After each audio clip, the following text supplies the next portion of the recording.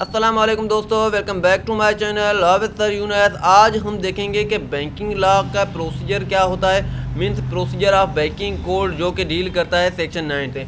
जैसे कि हमें सिविल और क्रिमिनल दोनों के प्रोसेस का पता है।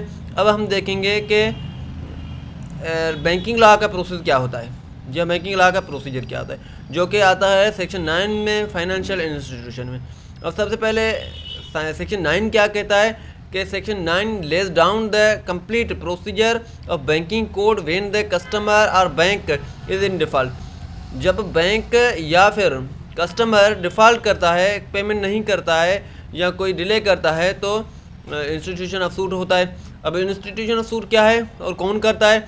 इंस्टीट्यूशन ऑफ सूट तब होता है जब बैंक, अगर बैंक को सामने वाला कस्टमर डिफ़ॉल्ट में है तो बैंक करता है। किसके लिए करता है? कि बैंक फॉर रिकवरी करता है। और कस्टमर क्यों करता है? इंजेक्शन या डिक्लेरेशन के लिए। तो प्लान में क्या लिखा जाता है? Facts of the financing, statement of accounts और सपोर्टिंग जो भी डॉक्यूमेंट्स होते हैं वो सारे लिखे जाते हैं। उसके बाद हमारे पास है इशूएंस ऑफ समन्स। जब सूट इंस्टीट्यूट हो जाता है तो इशू होते हैं समन्स, और समन्स इशू किसको होंगे? अपोजिट पार्टी को होंगे कि वो आए और लीव टू डिफेंड या रिटन स्टेटमेंट दाखिल करे। अब लीव टू डिफेंड कौन दाखिल करता है? कस्टमर करता है जब बैंक स्यू करता है। अगर कस्टमर स्यू करता है तो रिटन स्टेटमेंट कौन देता है? बैंक देता है। अब framing of issue, framing of issue क्या है कि लीव टू डिफेंड या ग्रांट हो गया है रिटन स्टेटमेंट, तो इसमें डिस्प्यूट्स जो भी होंगे, जो चीज़ें तजादत में हैं, उनको फ्रेम करके रखा जाएगा, उनको सुना जाएगा, उनको आगे प्रोसीड किया जाएगा। उसके बाद होती है एविडेंस। एविडेंस किस पे होंगे? एविडेंस बेस्ड होंगे एफिडेविट पे, और क्रॉस एग्जामिनेशन भी होगी। अगर कोर्ट चाहेगी, नहीं चाहेगी तो नहीं होगी। उसके बाद क्या होंगे? आर्ग्यूमेंट्स। अब आर्ग्यूमेंट क्या है?